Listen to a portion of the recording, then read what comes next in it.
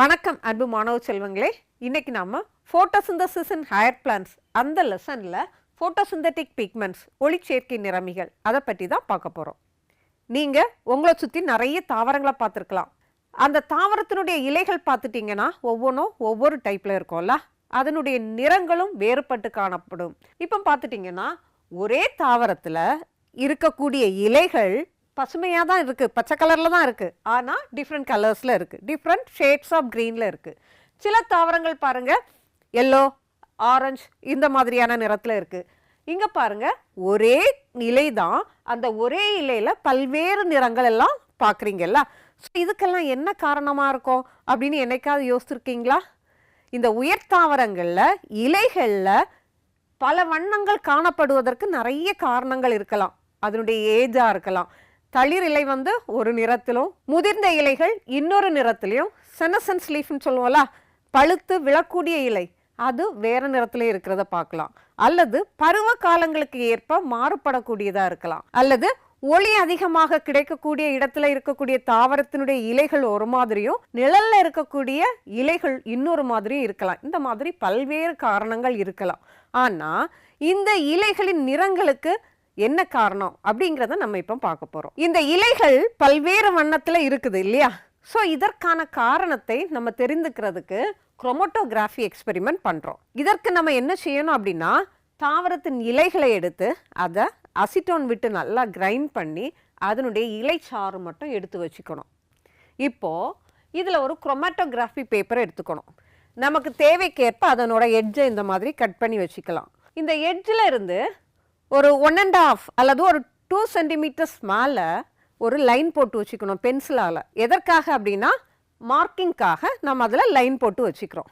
இப்போது இந்த லைனில் நம்ம எக்ஸ்ட்ராக்ட் எடுத்து வச்சுருக்கோம்ல, லீஃப் எக்ஸ்ட்ராக்ட், அதை லோட் பண்ணணும். ஸோ இந்த மாதிரி ஏன் நம்ம லோட் பண்ணுறோம் அப்படின்னா, இந்த பிக்மெண்டோட எக்ஸ்ட்ராக்ட் இதில் கான்சன்ட்ரேட்டடாக இருக்கணும். அதுக்காக தான் இதில் நம்ம லோட் பண்ணுறோம். இப்போது இந்த குரோமட்டோகிராஃபி பேப்பரில் லோட் பண்ணி வச்சுருக்கோம்ல அந்த எக்ஸ்ட்ராக்ட், அதை நம்ம குரோமட்டோகிராஃபி சேம்பரில் எடுத்துக்கணும்.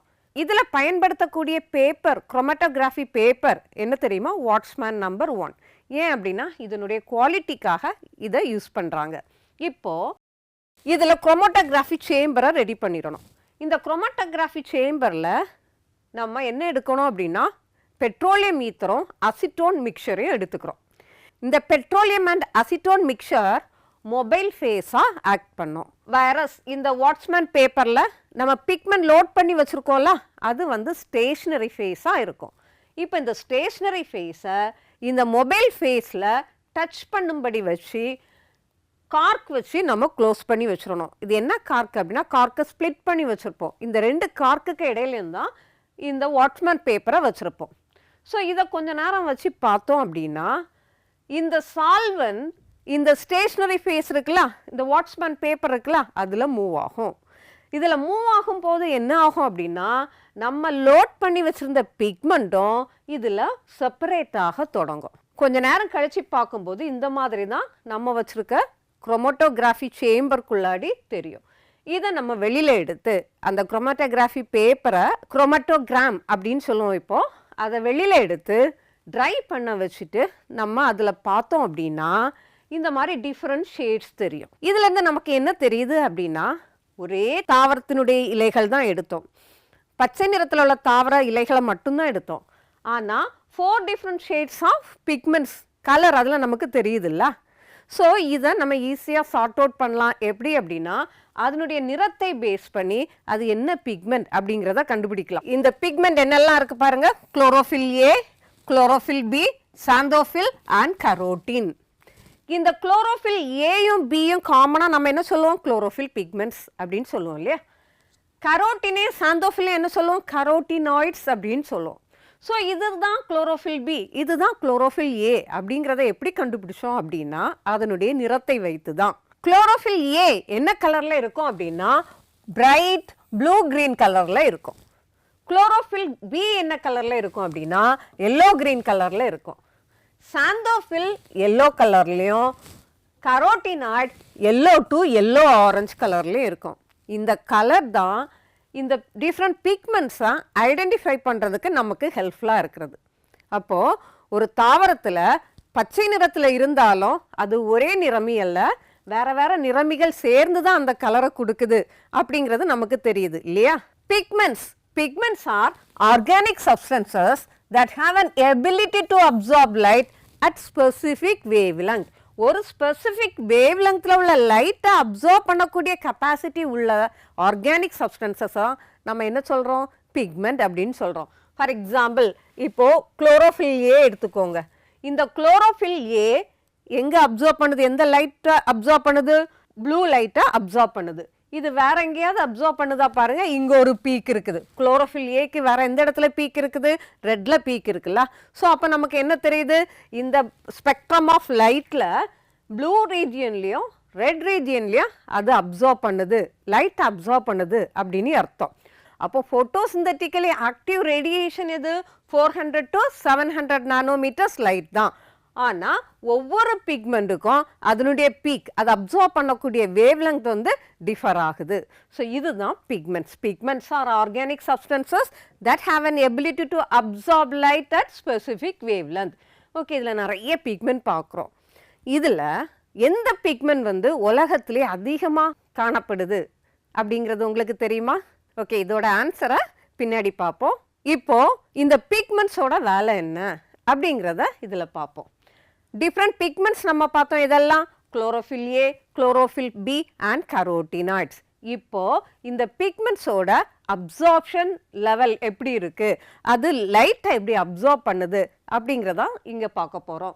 இந்த கிராஃப் வந்து எதை காட்டுது அப்படின்னா, absorption spectrum of chlorophyll A, B and carotenoid. Chlorophyll A பிக்மெண்ட்டோடதும் குளோரோஃபில் பி பிக்மெண்ட்டோட கரோட்டினாய்டோட அப்சார்ப்ஷன் பீக்கை தான் இங்கே காட்டுது, அல்லது அப்சார்ப்ஷன் ஸ்பெக்ட்ரத்தை காட்டுது. அப்சார்ப்ஷன் ஸ்பெக்ட்ரம் அப்படின்னா என்ன? இந்த பிக்மெண்ட் இந்த டிஃப்ரெண்ட் வேவ் லெங்த் ஆஃப் லைட்டில் எந்த லைட்டை மேக்ஸிமம் அப்சார்ப் பண்ணுது, அதை தான் நம்ம என்ன சொல்கிறோம்? Absorption spectrum.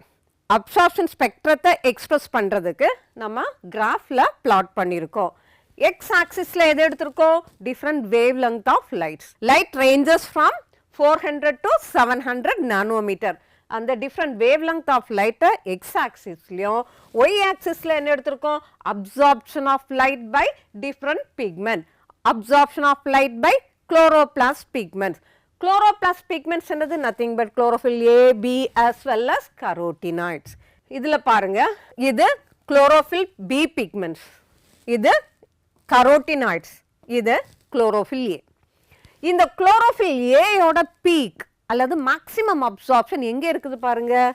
இந்த ப்ளூ ரீஜியன்லேயும் இந்த ரெட் ரீஜியன்லேயும் மேக்ஸிமம் அப்சார்ப்ஷன் இருக்குது. எந்த பிக்மெண்ட்க்கு? குளோரோஃபில் ஏக்கு. குளோரோஃபில் பியோட மேக்ஸிமம் அப்சார்ப்ஷன் எங்கே இருக்குது? அதுவும் ஆல்மோஸ்ட் இந்த ப்ளூ ரீஜியன்லேயும் ஆரஞ்ச் அண்ட் ரெட் அந்த ரீஜியன்லேயும் இருக்குது. வேரஸ் இந்த கரோட்டினாய்டோட அப்சார்ப்ஷன் ஸ்பீக்கை பாருங்க எங்கே இருக்குது அப்படின்னு, இந்த வயலட் அண்ட் ப்ளூ ரீஜியனில் இருக்குது, அப்புறம் இந்த க்ரீன் ரீஜியன்லேயே இருக்குது இல்லையா? ஆனால் இந்த எல்லோ ரீஜியன்லேயோ ஆரஞ்சு ரீஜியன்லேயோ அது அப்சார்ப் பண்ணவே இல்லை. இப்போ நீங்கள் யோசித்து பார்த்தீங்கன்னா தெரியும், ஏன் லீஃபில் முதிர்ந்த இலைகள் பச்சை கலரில் இருக்குது, பசுமையான நிறத்தில் ஏன் இருக்குது. இன்னும் பார்த்துட்டிங்கன்னா இந்த ஆட்டம் சீசனில், ஸ்ப்ரிங் சீசனில் இதிலெல்லாம் கலர் வேரியேஷன் வருதுல்ல, அல்லது குரோட்டன் லீஃப்லலாம் பார்த்துட்டிங்கன்னா கலர் வேரியேஷன் வருதுல்ல. ஸோ அது எதனால அப்படிங்கிறதுக்குள்ள ஆன்சர் இதில் பார்த்தீங்கன்னா தெரியும். என்ன அப்படின்னா, குளோரோஃபில் ஏ பாருங்க, அதனுடைய மேக்ஸிமம் பீக் எங்கே இருக்குது? இந்த ப்ளூ ரீஜியன்லேயும் ரெட் ரீஜியன்லேயும் தான் அதனுடைய மேக்ஸிமம் பீக் இருக்குது. அப்போது அப்சார்ப் பண்ணாததுனால இந்த க்ரீன் லைட் ரிஃப்ளெக்ட் ஆகிறதுனால தான் அந்த இலைகள் என்ன நிறத்தில் காணப்படுது? பசுமையான நிறத்தில் காணப்படுது. அதே மாதிரி இலைகள் பல வண்ணம் உடையதாக இருக்குதுன்னு சொன்னோம்ல, அதுக்கு காரணம் வேற வேற பிக்மெண்ட். இப்போ கரோட்டினாய்ட் பாருங்க, ப்ளூ அப்சார்ப் பண்ணுது, க்ரீன் அப்சார்ப் பண்ணுது. ஆனால் அது எல்லோவோ ஆரஞ்சோ அல்லது ரெட்டோ அப்சார்ப் பண்ணவே இல்லை. அந்த பிக்மெண்ட்ஸ் அப்போ எதை ரிஃப்ளெக்ட் பண்ணோம்? எல்லோ, ரெட் இந்த லைட்டை ரிஃப்ளெக்ட் பண்ணோம். அதனால தான் அந்த இலைகள் எல்லோ நிறத்தில் அல்லது ஆரஞ்சு நிறத்தில் இருக்கிறதுக்கு ரீசன் இதுதான். ஃபார் எக்ஸாம்பிள், செனசன்ஸ் லீஃப் என்ன கலரில் இருக்கும்? எல்லோ கலரில் ஆரஞ்சு கலரில் அந்த மாதிரி இருக்கும்ல, அதில் என்ன பிக்மெண்ட் அதிகமாக இருக்கும்? கரோட்டினாய்ட்ஸ். அதில் இருக்கக்கூடிய குளோரோஃபில் எல்லாம் இளம் இலைகளுக்கு வந்து டிரான்ஸ்ஃபர் ஆயிரும். அப்போ அதில் கரோட்டினாய்டுகள் தான் அதிகமாக இருக்கும். கரோட்டினாய்டோட அப்சார்ப்ஷன் ஸ்பெக்ட்ரம் எங்கே இருக்குது பாருங்க, ப்ளூ ரீஜியன், க்ரீன் ரீஜியனில் தான் அதிகமாக அப்சார்ப்ஷன் இருக்குது. ஸோ அது எதை ரிஃப்ளெக்ட் பண்ணுது? Yellow, orange, red.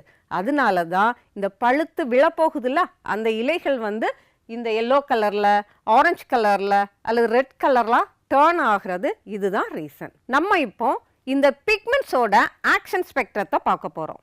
நமக்கு தெரியும் ஃபோட்டோசிந்தட்டிக்கலி ஆக்டிவ் ரேடியேஷன் என்ன? 400 நானோமீட்டர்ஸ் டு 700 நானோமீட்டர்ஸ் இல்லையா?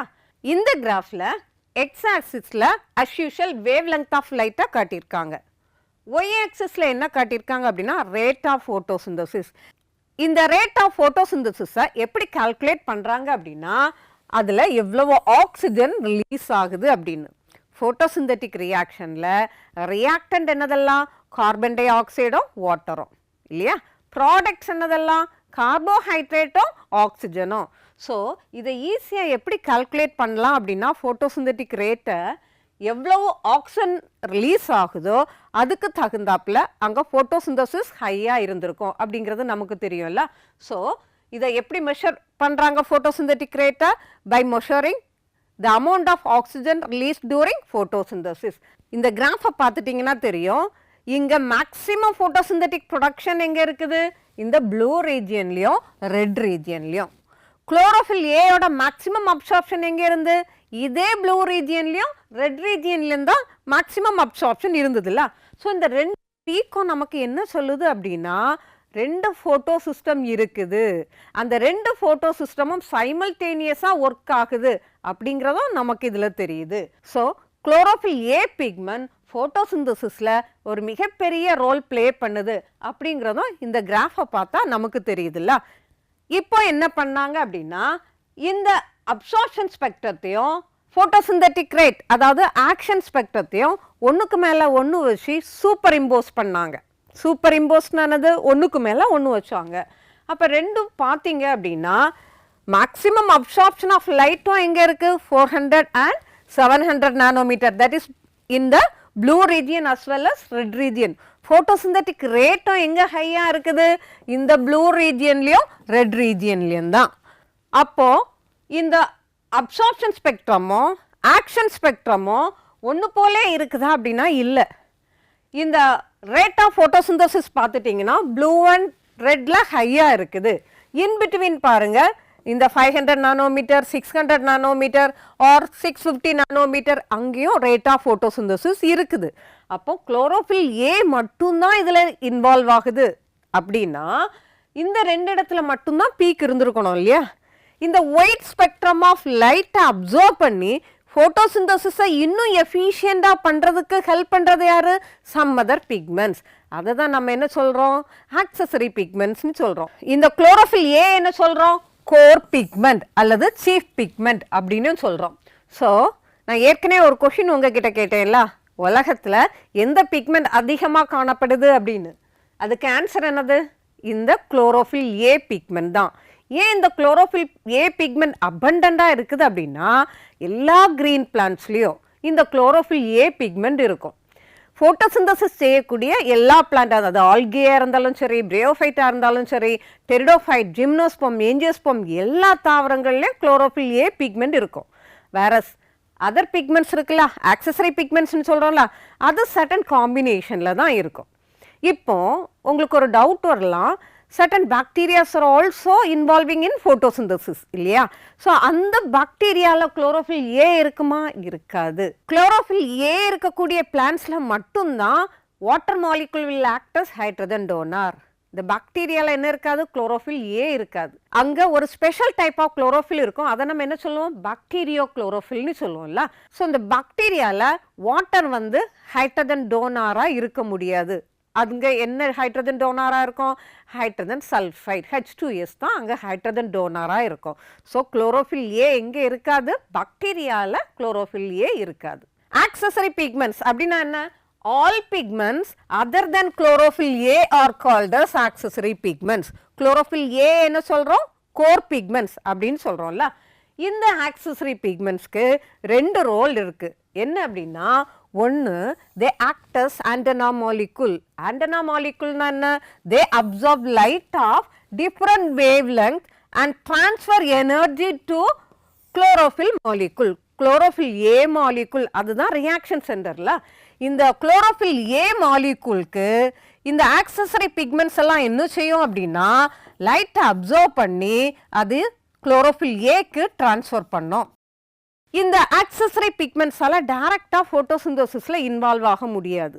ஏன்னா இந்த ஆக்சசரி பிக்மெண்ட்ஸால் எலக்ட்ரானை எக்ஸ்பெல் பண்ண முடியாது. வேரஸ் இந்த குளோரோஃபில் ஏ என்ன ஆகும் அப்படின்னா, எனர்ஜி அப்சர்வ் பண்ணோன்னே எக்ஸைட்டட் ஸ்டேட்டுக்கு போய் எலக்ட்ரானை எக்ஸ்பெல் பண்ணோம். இந்த எலக்ட்ரான் தான் எலக்ட்ரான் டிரான்ஸ்போர்ட் செயினில் போய் ஏடிபி NADPH ப்ரொடியூஸ் பண்ணுறதுக்கு ஹெல்ப் பண்ணுது. ஸோ இதை கோர் பிக்மெண்ட்னோ இதெல்லாம் நம்ம என்ன சொல்கிறோம், ஆண்டனா பிக்மெண்ட் அப்படின்னு சொல்கிறோம். இதுக்கு இன்னொரு வேலை இருக்குது. என்ன அப்படின்னா, இதை ஷீல்ட் பிக்மெண்ட்ஸ் அப்படின்னு சொல்கிறோம். ஏன்னா இந்த கரோட்டினாய்ட்ஸ் இருக்குதுல்ல, கரோட்டினாய்ட்ஸ்னால் என்ன சொன்னோம், சந்தோஃபில்லும் கரோட்டினும் சேர்ந்தது தான் கரோட்டினாய்ட்ஸ். இந்த கரோட்டினாய்டு என்ன செய்யும், they protect plants from excessive heat and prevent photo oxidation of chlorophyll pigment. chlorophyll pigment temperature high ஆச்சுன்னா என்ன ஆகும் அப்படின்னா, அதோட நேச்சர் வந்து மாறிடும்.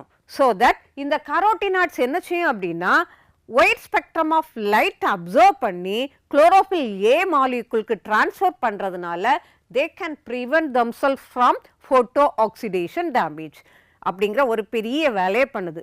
நம்ம சன்லைட்டில் போகும்போது சன்ஸ்க்ரீன் எல்லாம் போட்டுக்கிறோம்ல, அதே மாதிரி பிளான்ட்ஸ்க்கு நேச்சராக இந்த கரோட்டினாய்ட்ஸ் வந்து ஒரு சன்ஸ்க்ரீன் மாதிரி ஹெல்ப் பண்ணுது. ரெட் ட்ராப் அல்லது எமோஷன்ஸ் ஃபர்ஸ்ட் எஃபெக்ட்.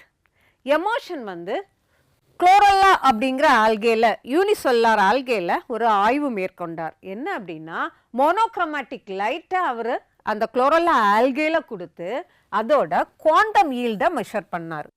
குளோரல்லாங்கிறது ஒரு யூனிசெல்லுலார் ஆல்கேல, அதில் மோனோக்ரோமேட்டிக் லைட்டை கொடுத்து அதோட குவாண்டம் ஈல்டை மெஷர் பண்ணார். மோனோக்ரோமேட்டிக் லைட்னா என்னது, ஒரே வேவ் லெங்த் உள்ள லைட். குவாண்டம் ஈல்டு அப்படின்னா என்னது, ஃபோட்டான் ஆஃப் லைட்டை அப்சர்வ் பண்ணி எவ்வளவு ப்ரொடியூஸ் ஆகுது, ப்ராடக்ட் எவ்வளோ வருது அப்படிங்கிறத மெஷர் பண்ணுறது தான் குவாண்டம் ஈல்டு. இப்போ என்ன செஞ்சார் அப்படின்னா, he plotted a graph of the quantum yield in terms of oxygen evolution at various wavelength of light.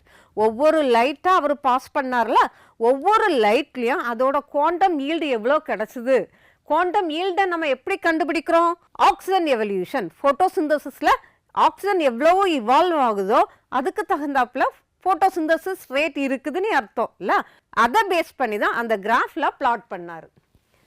அவரோட ஆக்சுவல் ஃபோக்கஸ் என்னவா இருந்தது அப்படின்னா, to determine at which wavelength the photochemical yield of oxygen was maximum. எந்த வேவ் லெங்த்தில் photochemical yield of oxygen வந்து மேக்சிமமாக இருக்குது. ஃபோட்டோகெமிக்கல் ஈல்ட் ஆஃப் ஆக்சிஜன் மேக்சிமமாக இருந்ததுன்னா நமக்கு தெரியும், அதில் தான் ஃபோட்டோசிந்தட்டிக் ரேட்டும் ஹையாக இருக்குதுன்னு அர்த்தம் இல்லை. அதுதான் அவரோட ஃபோக்கஸாக இருந்தது. அவர் என்ன கண்டுபிடிச்சாரு, in the wavelength of 600 to 680 nanometers, the yield was constant. 600 to 680 nanometerல photosynthetic rate அல்லது oxygen evolution எப்படி இருந்தது, கான்ஸ்டண்டாக இருந்தது. பட் என்னாச்சு அப்படின்னா, suddenly dropped in the region above 680 nanometers. 680 நானோமீட்டர்ஸ்க்கு அப்புறம் இந்த ஃபோட்டோசிந்தட்டிக் ரேட்டில் ஒரு சடன் ட்ராப் இருந்தது. ஃபோட்டோசிந்தட்டிக் ரேட்டை எப்படி மெஷர் பண்ணுறோம், எவ்வளோ ஆக்சிஜன் இவால்வ் ஆகுது அப்படின்னு இல்லை. ஸோ 680 நானோமீட்டர்ஸ் அப்படின்னா என்னது, அதுதான் ரெட் ரீஜியன். அந்த ரெட் ரீஜியனுக்கு அப்புறம் he observed a sudden drop. Dropனா என்ன, அங்கே photosynthetic rate குறைஞ்சி போச்சு. So the fall in the photosynthetic yield beyond red region of the spectrum is referred as red drop or emergence first effect அப்படின்னு சொல்கிறோம். இதை தான் ரெட் லைட்டுக்கு அப்புறம் அல்லது ரெட் ரீஜியனுக்கு அப்புறம் ஃபோட்டோசிந்தட்டிக் ரேட் சடனாக ட்ராப் ஆகிறது தான் நம்ம என்ன சொல்கிறோம், ரெட் ட்ராப் அல்லது எமர்ஷன்ஸ் ஃபர்ஸ்ட் எஃபெக்ட் அப்படின்னு சொல்கிறோம். இதில் இருந்து நம்ம என்ன கண்டுபிடிச்சோம் அப்படின்னா there are two photosystem operating simultaneously. photosystem என்ன? photosystem 1 and photosystem 2 ரெண்டு photosystemமும் சைமல்டேனியஸாக ஒர்க் ஆகுது அப்படிங்கிறத நம்ம இதில் இருந்து கண்டுபிடிச்சோம். இப்போ ஹையர் பிளான்ஸில் என்னென்ன பிக்மெண்ட்ஸ் இருந்தது, அது எந்த லைட்டை மேக்ஸிமம் அப்சார்ப் பண்ணி ஃபோட்டோசிந்தட்டிக் ரேட்டை ஹையாக கொடுத்தது அப்படின்னு பார்த்தோம்ல. இந்த லோயர் ஆர்கானிசம் அல்லது பாக்டீரியாவில் இதுக்காக என்ன இருக்குது? பாக்டீரியாலையும் ஆட்டோட்ராஃபிக் பாக்டீரியாஸும் இருக்குது, ஹெட்ரோட்ராஃபிக் பாக்டீரியாஸும் இருக்குது. ஆட்டோட்ராஃபிக்கில் ஃபோட்டோசிந்தட்டிக் பாக்டீரியாவும் இருக்குது, கீமோசிந்தட்டிக் பாக்டீரியாவும் இருக்குதுல்ல. So here the photo autotrophic bacteria like purple bacteria, green bacteria, அதில் என்ன இருக்குதுன்னா ஃபோட்டோசிந்தட்டிக் பிக்மெண்ட்ஸ் இருக்குது. இந்த ஃபோட்டோசிந்தட்டிக் பிக்மெண்ட்ஸை நம்ம என்ன சொல்கிறோம்? குரோமேட்டோஃபோர்ஸ் அப்படின்னு சொல்கிறோம். இந்த குரோமேட்டோஃபோர்ஸ் எங்கே இருக்கும் அப்படின்னா அந்த பாக்டீரியா மெம்பரேனில், இன்டர்னல் மெம்பரேனல் சிஸ்டத்தில் அது இருக்குது, ஒரு சாக் மாதிரி இருக்கும். இதுதான் அங்கே என்னவா ஆக்ட் பண்ணுது? ஃபோட்டோசிந்தட்டிக் பிக்மெண்ட்டாக ஆக்ட் பண்ணுது. ஆல்ரெடி நான் சொன்னேன் இதில் என்ன இருக்காது? குளோரோஃபில் ஏ இருக்காது. குளோரோஃபில் ஏ இல்லை அப்படின்னா அங்கே யார் ஹைட்ரஜன் டோனராக ஆக்ட் பண்ண முடியாது? Water molecule. அப்போது இந்த பாக்டீரியாவால் ஆக்சிஜனை இவால்வ் பண்ண முடியுமா? முடியாது இல்லையா? வாட்டரில் இருந்து தான் ஆக்சிஜன் இவால்வ் ஆகும். இப்போ H2S எலக்ட்ரான் டோனராக ஆக்ட் பண்ணால் இந்த பாக்டீரியாவில் டூரிங் ஃபோட்டோசிந்தசிஸ் என்ன இவால்வ் ஆகும்? Sulphur or sulphate according to the species. இப்போது இந்த டாப்பிக்கில் இருந்து முந்தைய ஆண்டுகளில் நடந்த போட்டித் தேர்வுகளில் கேட்கப்பட்ட கேள்விகளும் அதற்கான விளக்கங்களையும் பார்ப்போம். Emotions enhancement effect and red drop have been instrumental in the discovery of. Emotion enhancement அப்படின்னா என்ன அப்படின்னா நம்ம பார்த்தோம் ரெட் லைட்டுக்கு அப்புறம் there is சடன் ட்ராப் இருந்ததுன்னு பார்த்தோம்ல, ஃபோட்டோசிந்தட்டிக் ரேட் குறைஞ்சி போச்சு. அப்போ அவர் என்ன செஞ்சார் அப்படின்னா அந்த ஃபார் ரெட் லைட், ரெட்டுக்கு அப்புறம் என்ன லைட் இருக்கும்? ஃபார் ரெட் லைட் இருக்கும்ல, அதுக்கு கூட அதோட ஷார்ட் வேவ்லென்த் ரெட், அதுவும் ரெண்டையும் சேர்த்து கொடுக்கும்போது என்ன ஆச்சு? இந்த ட்ராப் ஆச்சுல்ல எஃபெக்ட், நில்லாச்சுல்ல, ஃபோட்டோசிந்தட்டிக் ரேட் குறைஞ்சி போச்சுல்ல, அந்த ஃபோட்டோசிந்தட்டிக் ரேட் சடனாக ஹையாக இருந்ததை பார்த்தாரு. அதை தான் நம்ம என்ன சொல்கிறோம்? எமோஷன்ஸ் என்ஹான்ஸ்மெண்ட் எஃபெக்ட் அப்படின்னு சொல்கிறோம். அதுவும் red ட்ராப்பும் that have been instrumental in the discovery of. இங்கே கொடுத்துருக்காங்க ஆப்ஷன் என்னன்னு பார்ப்போம். photophosphorilation and non-cyclic electron transport. photophosphorilation அப்படின்னா என்னது? phosphorylation takes place in the presence of light. non-cyclic photophosphorylationல photosystem 1 photosystem 2 இன்வால்வ் ஆகும். at the end of this ATPயும் NADPHம் ப்ரொடியூஸ் ஆகும். ஆப்ஷன் 2 பாருங்க, there are two photosystem operating simultaneously அப்படிங்கிறத கண்டுபிடிச்சாங்கல்ல. ஸோ இதுதான் ரைட் ஆப்ஷன். வேற என்னெல்லாம் ஆப்ஷன் கொடுத்துருக்காங்கன்னு பாருங்க. photophosphorilation and cyclic electron transport. cyclic electron transportனா photosystem 1 மட்டும் இன்வால்வ் ஆகிருக்கும். photophosphorylationனா phosphorylation takes place in the presence of light. that's a light reaction. Oxidative photophosphorylation. Oxidative photophosphorylation எங்க நடக்கும்? ரெஸ்பிரேஷனில். So this is the right option. Next question. Chromatophores take part in respiration, photosynthesis, growth, movement. Chromatophores na என்ன சொன்னோம்? The photosynthetic pigments of bacteria. அப்போ photosynthetic pigments na அது எதில் involve ஆகணும்? photosynthesis. So this is the right option. ரெஸ்பிரேஷனும் இல்லை, growthம் இல்லை, மூமெண்ட்டும் இல்லை. So photosynthesis is the right option. Next question. Which fractions of the visible spectrum of solar radiations are primarily absorbed by carotenoids of higher plants? Carotenoids, higher plants உள்ள carotenoids எந்த visible spectrத்தை absorb பண்ணுது? Blue and green, green and red, red and violet, violet and blue. அது எது maximum absorb பண்ணுச்சு? Blue and green ரீஜியனில். So ரெண்டு peak அங்கே பார்த்தோம்ல, அது வயலட் ரீஜியன்லேயும் ப்ளூ ரீஜியன்லேயும் கூட அப்சார்ப் பண்ணுச்சு. ஆனால் அந்த க்ரீனே அப்சார்ப் பண்ணுறதுனால தான் கரோட்டினாய்ட்ஸ் அதிகமாக இருக்கிற அந்த லீஃபில் க்ரீன் கலரே இல்லாமல் இருக்கிறது. ஓகே, ஸோ இந்த ரெண்டு ஆப்ஷன்லேயும் எது வந்து ஆப்டான சாய்ஸ் அப்படின்னு பார்த்தோம்னா ப்ளூ அண்ட் க்ரீன் தான். So this is the right option. Next question. chlorophyll A occurs in, chlorophyll A எங்கே இருக்கும்? All photosynthetic autotrophs in all higher plants, all oxygen liberating autotrophs, all plant except fungi. Fungi வந்து ஒரு heterotroph. அங்க chlorophyll pigment இருக்காது அப்படிங்கிறது நமக்கு தெரியும். All photosynthetic autotroph, photosynthetic autotrophsல பாக்டீரியாவும் photosynthetic autotrophs தான். அங்க என்ன இருக்கும்? பாக்டீரியா chlorophyll இருக்கும் அப்படின்னு பார்த்தோம்ல. In all higher plants, in all higher plants அப்படின்னு நம்ம சொல்ல முடியாது. அங்கே என்ன இருக்கு? மோனோட்ரோப்பா மாதிரி சாப்ரோஃபைட்ஸும் இருக்குது. All oxygen liberating autotrophs, oxygen liberating autotrophsல தான் chlorophyll A இருக்கும். அங்க which will be act as the hydrogen donor? Water will act as the hydrogen donor. இல்லையா? So, this is the right option. Next question, photosynthetic pigments found in the chloroplast occurs in thylakoid membrane, plastoglobules, matrix, chloroplast envelope. Chloroplast envelope அப்படின்னா என்னது? Covering.